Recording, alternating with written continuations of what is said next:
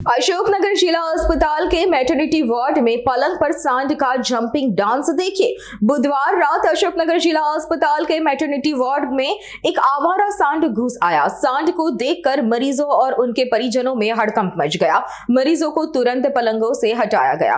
परिजन सांड को डंडों से भगाने की कोशिश करते रहे, लेकिन सांड पलंगों पर चढ़कर उछलता रहा।